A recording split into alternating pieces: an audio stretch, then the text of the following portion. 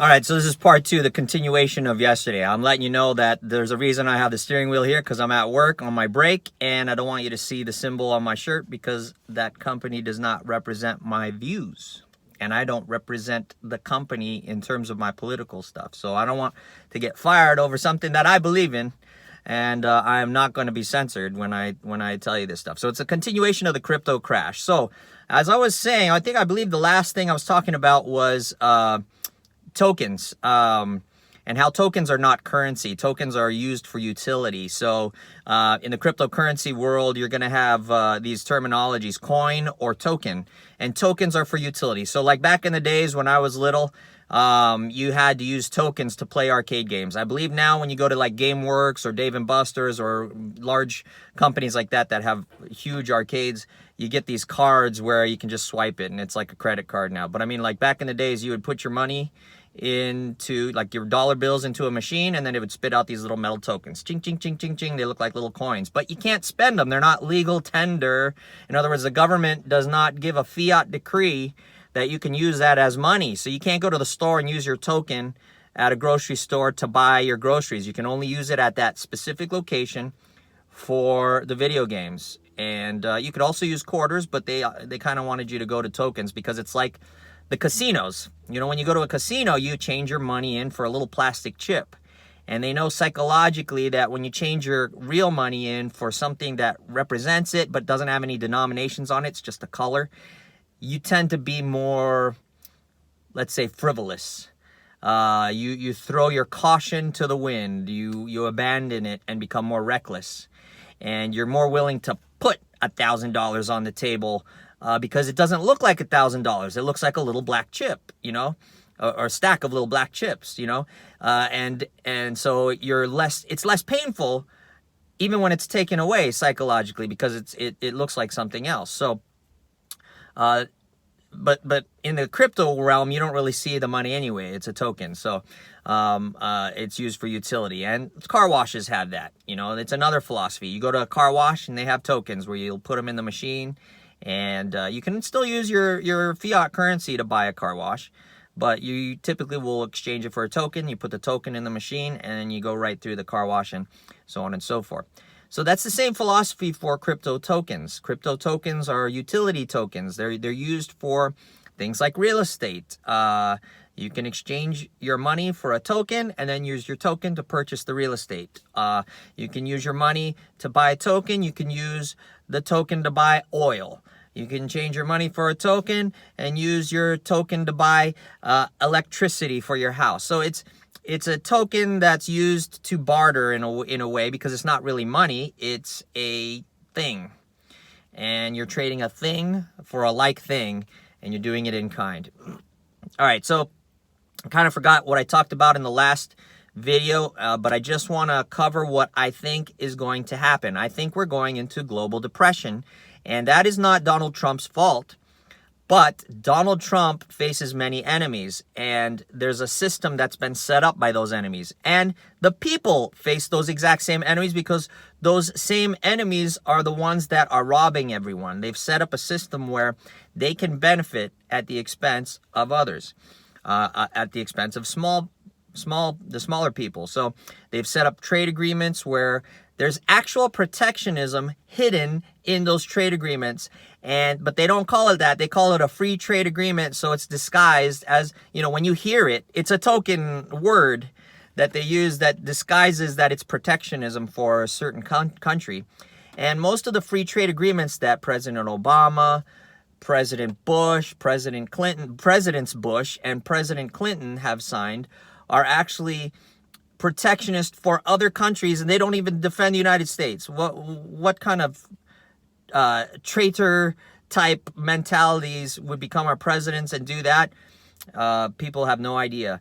And President Trump is actually doing the opposite now. He's unwinding those agreements because what they do is they actually bind us with these other countries, and they're bleeding us to death. They're taking our money, and we don't see it because it's called a free trade agreement. And so the socialists go, oh, yeah, it's a free trade agreement. The corporations are going down. But the reality of it is everything's going down in our country.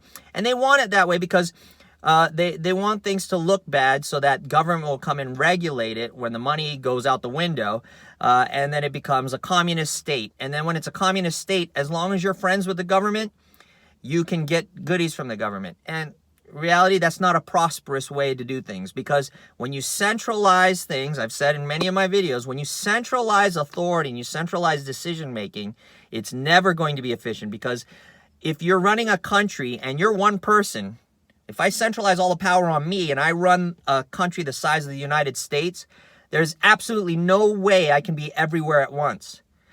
So there's no way I can know what are the needs of everything at once, even with technology, because when you put technology and robots into things, robots are absent emotion. They are programmed. So robots will not feel fear. They will not feel compassion. They will not feel anger. They will not feel love. They will not feel anything that a human being feels. And so when people are upset and they complain to the robot will just say, sorry, it's not in my programming, cannot compute, will not give you what you need, because my algorithm shows me that I'm supposed to only give you this much, you know. So people don't realize the danger with robots, you know. And we got people like Ray Kurzweil and a lot of the transhumanism people who believe that we're going to eventually become like computers. We're going to become one with the computers. You know, that's great. I think that's wonderful. I mean, I love comic books like Iron Man and things like that, where people are using machineries to enhance their abilities and become superheroes. But in real life, do I really want that? No. I mean, you look at people committing suicide today. You commit suicide because you got a depressed life, right? Life is like that. It's a struggle, you know. For very few people, you know, they're the people of the world that marry into royalty. Oh, that's great. You're lucky. Or they're born into royalty. How many people are actually born into royalty and have that benefit of being mega wealthy and mega powerful? Not many people. So, do I really want to live my life that way? I'm not mega wealthy. I mean, I'm comfortable, but you know, could I always become more wealthy? Absolutely. That's one of my ambitions. My ambitions is to gain more skills and to accrue wealth in accordance with my skills, to trade my skills for wealth so that I can have a better life for my children and for myself and for my family and my friends and even my enemies and for those who are in need, right? Because ultimately your enemies are your enemies because everybody is struggling. You know, if everybody were happy, see, this is the problem with globalism. Globalism is communist, so they want to centralize everything. Instead of distributing, they talk about distribution of wealth, but their distribution of wealth is steal everything from everybody and then they'll distribute the pennies. And it's the ones who distribute are the ones who are keeping most of the money because they want to be compensated for distributing the wealth, which they believe is going to be equal. They're going to give you equal pennies while they keep unequal dollars. If you want to look at it that way, they'll keep the unequal wealth and they'll distribute the pittance to the peasants. Let them eat cake while I eat steak. You know, that kind of mentality. You know, and the reality of it is, prosperity, evil, and all those things will, you know, evil actually will be eradicated through prosperity when it's decentralized, not when prosperity is centralized.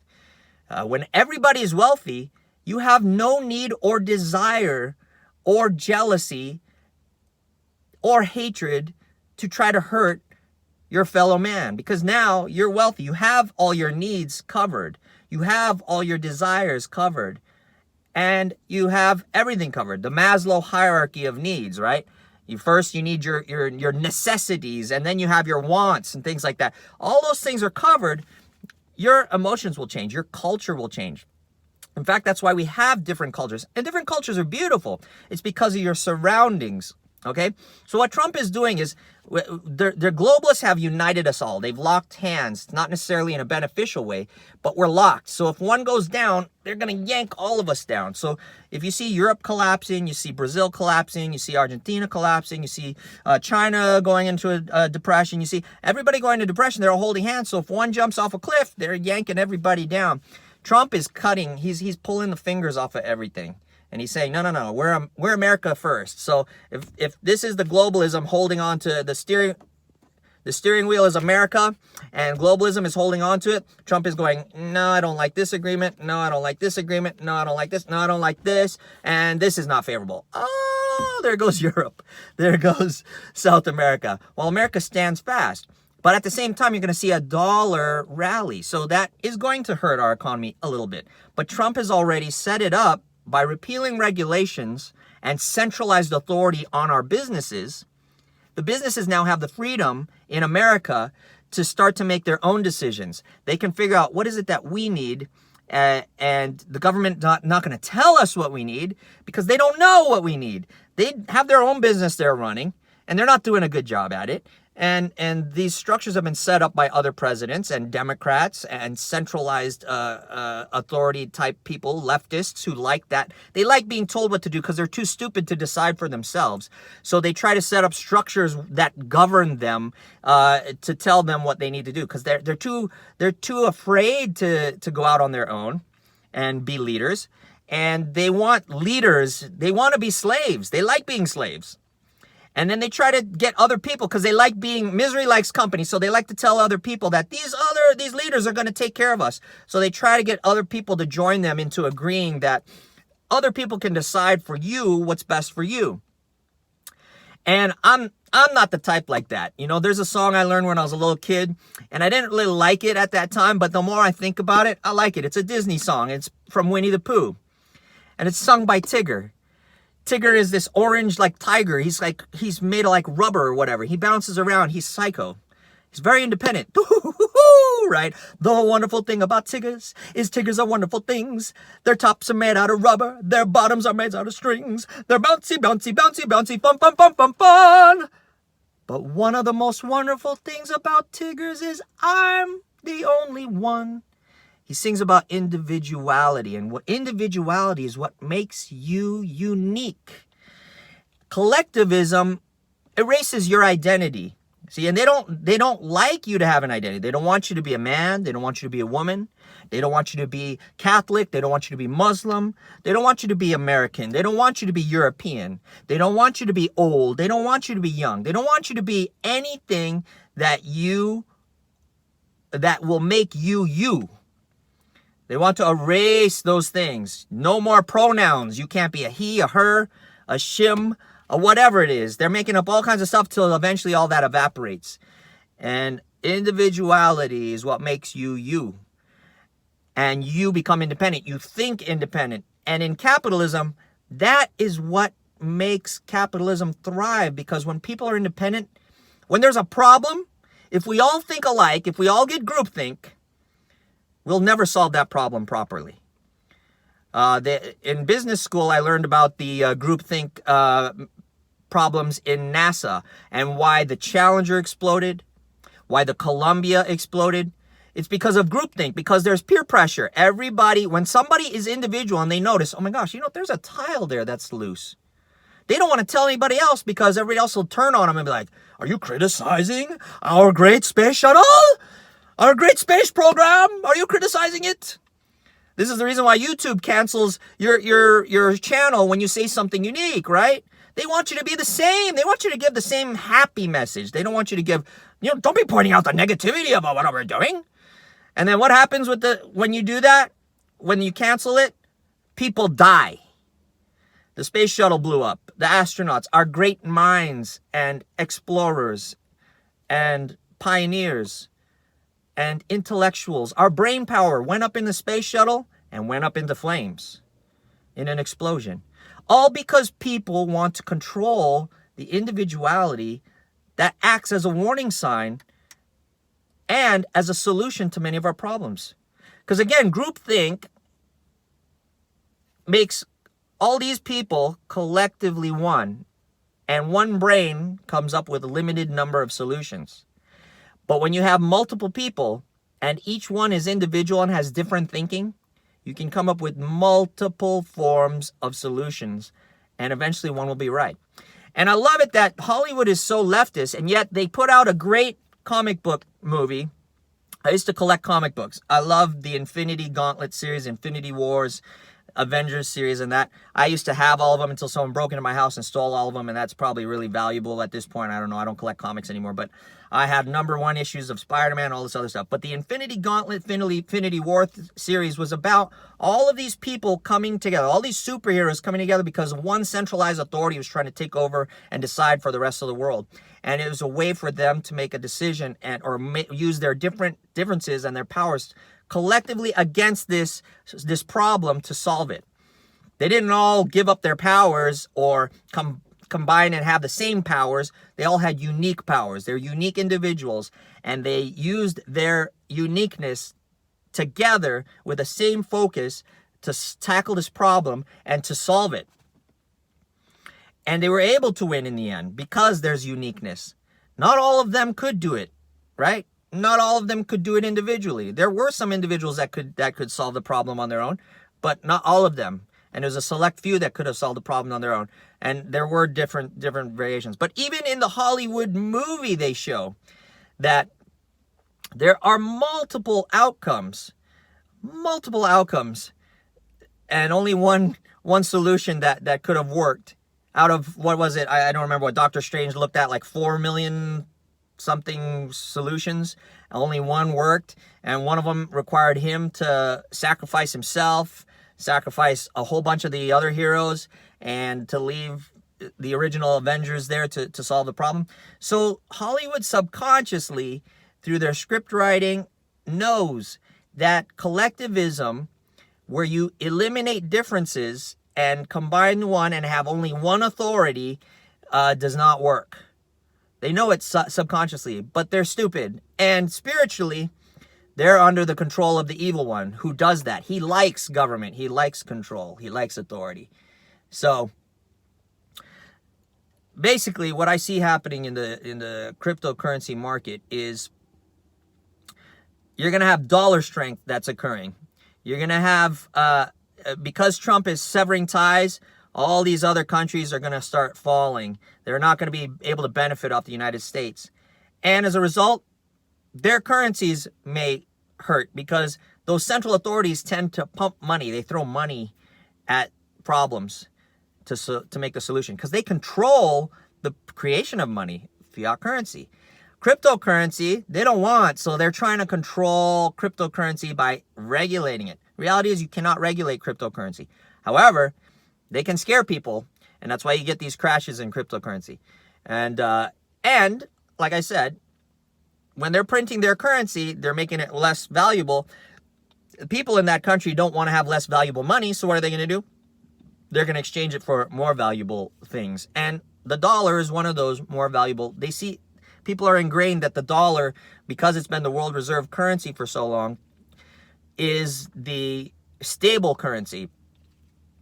And so they're going to go into the dollar. You get a lot of strength in the dollar. And the dollar is used to purchase cryptocurrencies. So you can see sell-offs in cryptocurrencies as the dollar is rallying. People will go into it to participate in that value appreciation in the dollar. So you can see a crash in the cryptocurrency. You could see a long-term crash in the cryptocurrencies. Do I care? No. I love cryptocurrencies, and I think that they are the future. They are the ways for us to get away from the central banking authority, and stop using banks that rob us and do schemes in the background. I mean, you look back at all the things that they did in the original financial crisis. You know, they were bundling mortgages and calling them bonds and selling them to investors so that the bank doesn't have a loss. The investor will have the loss instead. Wells Fargo was making fake accounts, and they were also approving people for properties that they didn't really qualify for. And they were also opening accounts in credit card and extending credit to people. It's all fraud. HSBC doing the same thing. And I've heard, I cannot verify, but I've heard that the Rothschild organization has instructed HSBC not to send money to us or electronic transfer money to the United States to punish us for voting for Trump and allowing Trump to make these backpedalings on the trade agreements. So we need to separate ourselves from banks. And then there comes the spiritual argument. Is cryptocurrency the mark of the beast? I argue that we're already on the mark of the beast because they track you in everything, your social security, your credit card. You know, I had a credit card years ago that it was a platinum Visa. I would buy all this stuff, and then at the end of the year, they would give me a report of everything I bought. And to me, that was shocking. At first, I was like, oh, how convenient. I can track what I bought. But then I realized, you know what? They're tracking what I bought. So they know what you're doing. And they're building a profile against you. And we're finding out Facebook does that now. They're all of it. It doesn't matter. You can cut yourself off from the world, get rid of yourself and all that stuff. But they already know you. They know your thinking. They've got you profiled. You know, they know you. So it's at this point that what do? Do you cut off from society? They already know you. Or do you do things to try to bring society back into order? Get away from the new world order of the globalists and get the real world order of what the people need in order to survive. The Democrats talk about a blue wave, but the blue wave to me is they're waving goodbye to their seats. The blue wave is the toilet wave that happens when you flush the toilet. The Democrats are racist. They've always been racist. They started the KKK, and they're trying to tell people that the Republican Party is the party of racism. No, Republicanism recognizes that our country in the United States is a republic. That's where the word Republican comes from. We believe in the republic. It means that the republic is a set of laws that restricts the government from centralizing authority against the people. Our Constitution says we, the people of the United States, in order to form a more perfect union, establish justice, ensure domestic tranquility, and provide for the common defense, do ordain and establish this Constitution of the United States. It's we, the people, who are the government. We are the government. The Declaration of Independence, when in the course of human events becomes necessary for one people, a bunch of them, to dissolve the political bands that connect them with one another when your government becomes too strong. Go and read those documents. The language is a little bit more complex than today's people understand, because people are stupid and lazy. They don't want to learn their vocabulary, so they use slang, and it makes them stupid, right? 1984. What was the book 1984 by George Orwell about? Is about a governing authority or a governance, a technology that watches over everybody and makes sure they do not use language properly. It controls their language so they can't think, because you think with language. Think about it.